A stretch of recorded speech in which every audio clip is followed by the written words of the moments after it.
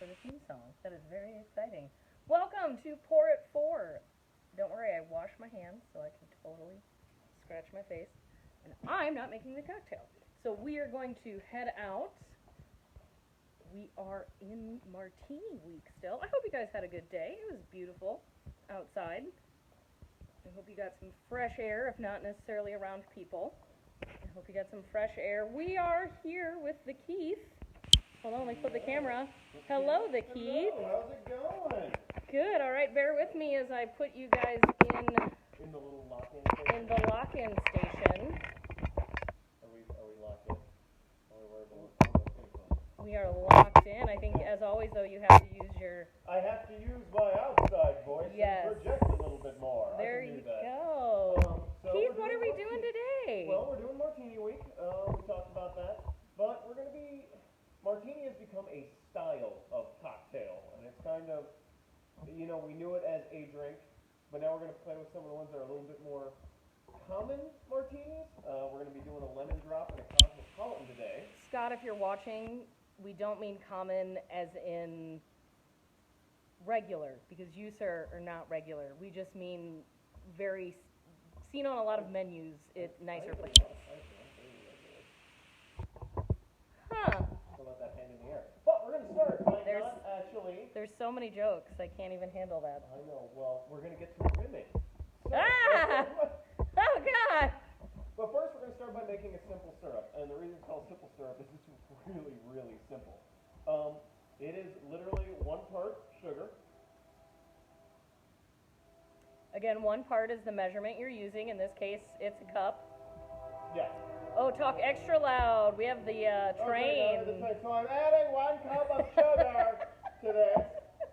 And then you're going to add, I have 1 thing of hot water, 1 cup of hot water. I didn't think this through. It's a plastic. I was like, that's plastic, that's boiling water. Don't worry about it, everybody. We're professionals. And now we take our swizzle spoon, and we swizzle. I'm going to get in on Wow, this. that gets it really hot. Yeah, that's my electric kettle that everybody made fun of me for bringing to work. And, well, we're using it. Interesting. I'm sorry, I didn't plan on just making this on the fly. So this is simple syrup. We're making this You want to stir till it is clear. clear. I don't know how well you can see in there, but it is a really entertaining shot. It's mesmerizing. So while he's doing that, that is boring. I don't know if he could do that accent. Don't worry about it. So you can buy simple syrup, but that's kind of ridiculous. Why? Right. Why? You'll see it on the shelves with next to the cocktail mixers and all that stuff. It's a little silly to do it when you can take sugar and hot water. Literally mix it together. It is called simple syrup. There is no reason you're not making it yourself. Really simple. You can also, it also keeps well. So after you make it, you can pour it in a squeeze bottle, a mason jar, what have you. Back to Keith. I don't know if you can see how clear it's kind of gotten in there, but Ooh. yeah, you're not looking at any cloudy, all the sugar's dissolved. So simple. I know. Careful to be hot, and that's also plastic. So we have a lot of squeeze bottles on hand. Don't worry about it. We just have a stock of them. This is a really great thing to keep your simple syrup in. At home, I don't have these. I actually just have mason jars. And it's real easy. 1 cup makes There you are. And I have a little bit 2 extra. cups. That's math. Perfect. Actually, it doesn't. No, it doesn't, but we'll get into that Let me, yeah, that's volume math. That's different. All right, so now we're going to rim stuff. we're going to rim stuff. And for those, Joey, I see you're watching. Let's keep the jokes at a minimum here. She's not gonna. She's not going to at all. We will go over rimming specifically in the bartending world a lot more in depth next week. This is a really simple technique for the martinis we're doing today, which we will talk about in a minute. So, normally when I've been making these martinis, I've been chilling the glass. Because these are going to be a little lower alcohol martinis and they're going to get shaken more, they're going to come out a lot more chilled. So when you rim a glass, you want to actually use the simple syrup. Just drip that around it, and you're going to have a saucer. These saucers are like the perfect size. Joey, scolded before even starting. We know you well. So somebody did ask, do you ever add flavors to your simple syrup? If so, how? That would actually be an infusion. Oh, you want to infuse the hot water before mixing Yes. the sugar? You don't want to. Infusions are different than simple syrup, hence it being no longer simple. But there are more complicated syrup. ways you can do it. Like if you're doing rose, you can boil water and put rose petal in it and then strain it, then make your simple syrup. You can also, there are a ton of candy flavorings out there that you can get at places like Michael's and whatnot that you can drop into your hot water before mixing with sugar. But there are tons of ways to make infusions. When you're doing a recipe that calls specifically for simple syrup, by adding a flavor, you change the flavor. So just something to be heads up. We would not flavor this simple syrup for the two that we're making because it would overpower the concept. Well, and it's the job we want it to do. So, with my shaker. Jobs and rimming, man. Jobs. Thank God this site's 21 and up. Mm-hmm. So, start off making a classic, a Cosmo. Alright, I had to make a lot of these at the daiquiri bar, so I've gotten pretty decent at them. Gonna do 2 parts vodka. Alright. Then I'm gonna be doing 1 part triple sec. Now, a classic Cosmo, you'll often read it as a branded liquor of Contreau, which is, again, you're looking for an orange-flavored liquor. You want an orange sweet liqueur. Mom says louder. My mother, not your mother. All right, Tess, I heard you. Crushing dreams into the... And 1 part cranberry juice, followed by half a lime. Which, I thought I'd have a juicier lime. This one appears to have dried out a little bit. Okay. There you go. There we are. I got it. Just a juicy rim job. We got this. Juicy rim jobbing down at Pickney Bend. Done. Do we do it any other way? Down at Pickney Bend. No. So this, we're going to shake well. On a drink like a Cosmo, maybe not till the outside is frothy, but certainly till that Boston shaker metal right there that I'm pointing to. A little condensation. See how that would be Mom says thanks, Keith. You're welcome. For those at home, my mother's name is Tess. Not that means anything other than when I say it with an attitude. So we are, again, we are making, first we're making a Cosmo. He rimmed that in sugar. It is 2 parts vodka. 2 parts vodka, 1 part triple sec, 1 part cranberry juice, and I used half a lime. Half a lime. Squeeze into that. Now, so this cranberry's a little bit too natural, so it's lighter in color than usual. If you use the cranberry juice cocktail, it would definitely be more pink. Picks up a lot more of a red. One of the reasons we wanted to show you this is a martini. The Cosmo, let me flip this around and so it's not just an empty glass. The Cosmo was probably the most famous non-gin martini. It is actually the reason martinis became a class of drink and not a specific drink. Mm-hmm.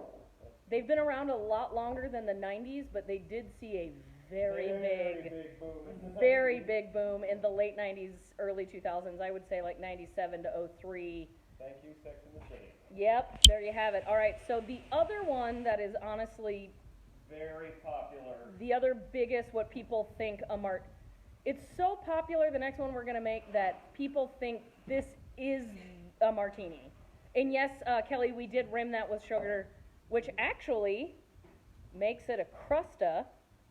It does. If you rim with sugar and garnish that with a lemon, it actually makes it a class of drink called a crusta, which is not nearly as appetizing as a martini, which might be why we don't use the term anymore. In fact, lemon drop, which is what we're going to be doing next, is specifically a crusta, meant to be served in a crusta glass, which FYI, as we learned in our research, is actually a Pickney Bend glass. It is a stemmed 4 to 6 ounce tulip-esque glass. What was it made for? It was something. Remember, it had like another style of name to it. Oh yeah. Well, that'll be next week anyway. Next episode. No, next week we're gonna have a whole glassware conversation. So, in this case, 2 parts vodka. Now, a lot of these recipes will call for a citrusy vodka. We're using just our standard vodka, but it has a nice citrusy characteristic to it, which really lends itself to these style of cocktails. Now, then we're gonna do, pop my little cap off of this guy. 1 part simple syrup.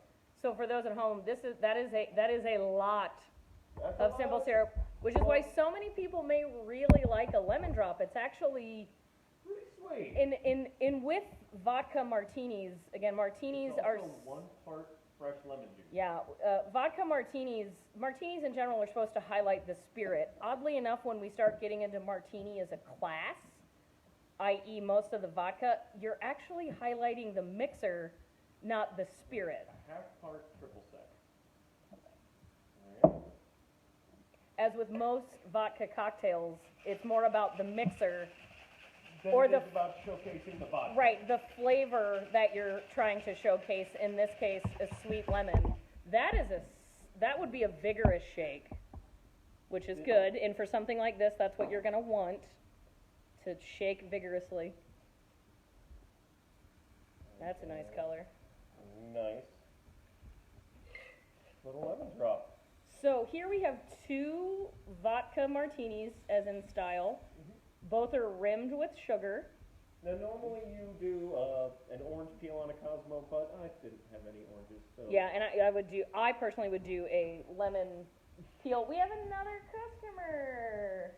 Wonderful. Pour it 4. Keith will take care of them, and I will I will drink. I'm going to drink the lemon drop. I'm not normally one for sweet drinks. Quite honestly, I would never in my life order this out. I have a lot of friends. Again, Scott, this is probably one of his favorite drinks. I just am not, but I'm going to try it because it also has enough lemon that it might.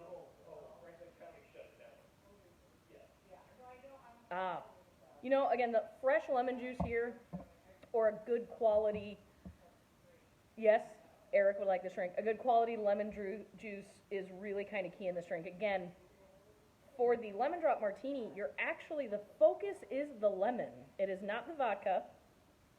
In a Cosmo, I will say it's a little bit more balanced. It's about the orange flavored liqueur or the peach. Interesting, I've bartended my whole life in small cities, rural cities, in a lot of different places. There are 2 camps when it comes to vodka martinis, and it's, in this neck of the woods, it's triple sec. In the bigger cities and on the coasts, it's Cointreau. There is a hard line between peach and orange in a lot of these drinks. There are other versions of lemon drop martinis. This has kind of started to devolve into just my own, people's own little spin on it, bartenders' little versions of it. You can get endlessly crazy. What we are showing you all this week in Martini Week is kind of staples, base level, starter points for that. Do we have any questions about either of the 2 drinks we just made, why we made the drinks we made, how to do any of the things that we just did? Does anybody have any questions regarding that before we move on? And a phone call. Guys, this might be the busiest Pour It 4 we have had. Find the phone with me. This is a game we play every day. Find the phone. And I found it. Oh, Keith got it. Never mind. Boring. Took me a while to find the phone. So, good. So we're going to have to pick up some whiskey soon. Next week, we've kind of laid out some of our weeks here. We'll have more whiskey cocktails for the rest of the week. That's for me. He's screening my calls. Like that. We're going to have some more whiskey cocktails, obviously with Martini Week. Martinis are gin. And then there are vodka classes. We have, quite honestly, I've used our corn whiskey for some martinis, but it's better in different areas than that. So, that is a good point that we want to bring up. We have probably taken more calls about us producing hand sanitizer. For those who know us and follow us, we are a beverage plant. We are a flavor plant. That is what we do. The new guidelines, we make ethanol. What we make is way different than what's in hand sanitizer. what's in hand sanitizer are ethyls and isopropyl alcohol, things that you don't drink. You can make hand sanitizer from food grade ethanol, but it has to be over 95% ABV. That's well over 190 proof. That is insanely flammable. You also have to add things to it that are medicinal, because hand sanitizer is an over-the-counter drug. It is what it's classified at, so there's way more into it. We're going to stick with one, what we're good at. Two, we already have donated some cleaner, some sanitizer for equipment and counters, but again, washing your hands is far more effective. Please wash your hands and save the hand sanitizer for those who cannot wash their hands all the time while they're working. Our frontline workers, God bless you. Kind of just telling everybody at home that we're not making hand sanitizer. One, because we can't. Two, I personally think it's inappropriate right now to be selling something that is in so in need. We've donated what we can to who we can, and we think that is. Going to my rant I had earlier? No, you can as you well. I kind of did go into some of it, but the amount of people who have been calling us from like emergency fire departments, police stations, grocery store. What was the one we just had? We've had different like ambulance districts. Yeah. What was? We just had another one that was another like definitely essential business. Oh, electricians. Electricians. Power company people. Yeah, the co-op. The power company co-op. And all these people can't get hand sanitizer because it's been bulk bought. So while you have some people that have 10 bottles at home, all of the people who are actually putting their lives on the line are now even more in danger. Yeah. Because of this limitation. And I know I'm preaching to the choir on this with our customers, but I had to vent it out, so now I'm going to take a sip of my Cosmo. So that's the fun about Pour It 4. It's about venting and drinking, like any good happy hour is. Very true. It's about what's going on, how we're feeling. Today, I don't know about everybody at home. I think today's a little frustrating. You might put us on edge with some of that. There's just, obviously, everybody's got a lot going on with a lot of stuff, so hopefully this Pour It 4 is a little silly decompressing time. We need it. I mean, I know I look forward to this all day as something that we need to do and do. Oh, my dad says Mom is making a drink, so that's exciting. I hope she doesn't mess it up. Wonderful. That's a good turn. I hope she doesn't mess it up. So we are taking some more questions. We, again, as usual, don't have a topic for today specifically. That's why we kept adding cocktails.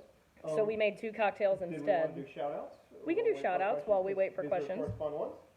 So, one of my big ones is Blood and Sand. These are great guys, fantastic food, so I highly recommend checking them out. They actually invited us out to do a whole cocktail sampler thing one time. Sushi Station, which has come up more than a few times because now it's getting warmer. Sushi would be nice, and we need to support our sushi places.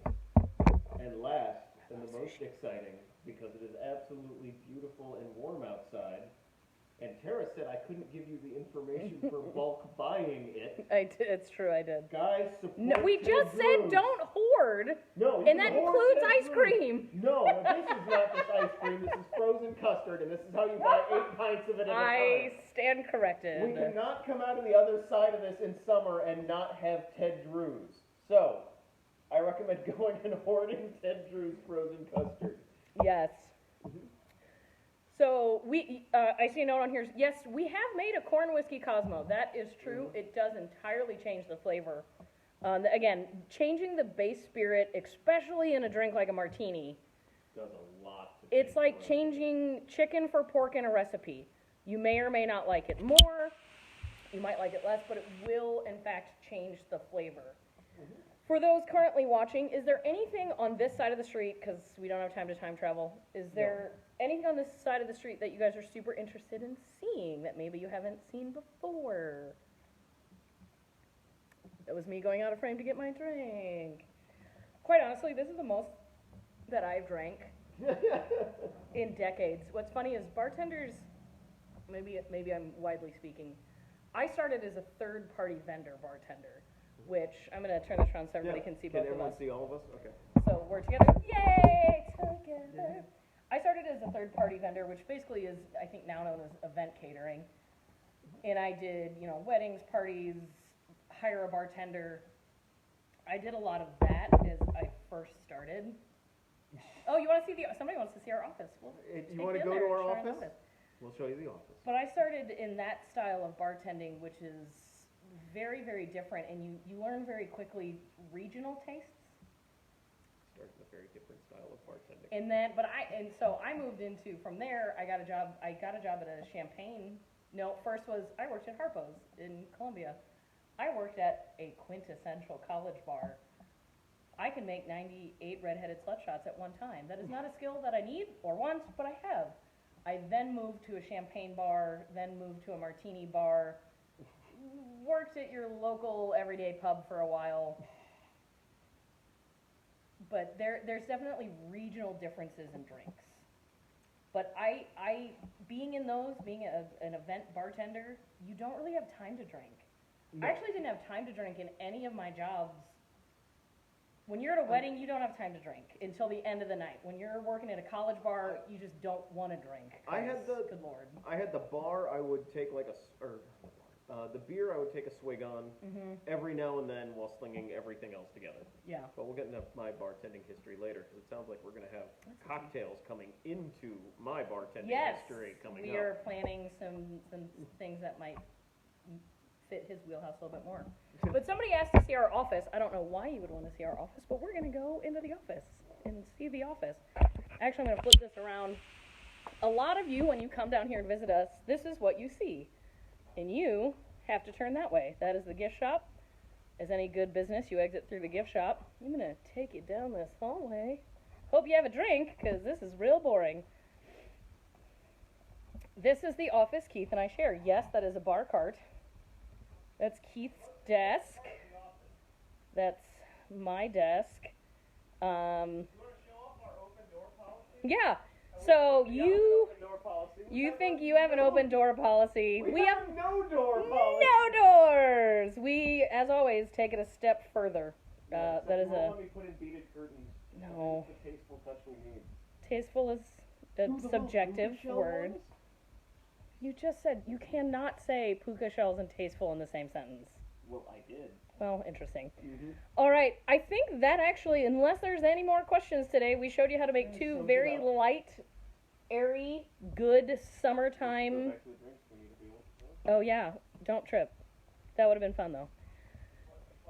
Yeah, it's always entertaining. So we did a lemon drop in a Cosmo, which would be the two most classic and quite honestly popular non-martini martinis. They're in the martini class simply because they are served in this, actually, by the way, so you know, is locally known as martini glass, but its actual bartender name is a cocktail glass. This is considered a cocktail glass. There you have it. We're going to go over far more of that boring crap next week. Yep. Unless we got to fill this out. You tell us something you're into. Other stuff that we should do. So I think that is it for today. A little short, nice 2 little drinks. Be kind out there. Don't hoard. Don't panic buy. Be kind to each other. Enjoy the sun. Enjoy some time off. Just stop stressing. I think I was really stressed today. I was pretty stressed today too. Today was a rough day. Yeah, today was kind of just a stressful day. And so, as always, friends, keep your spirits up.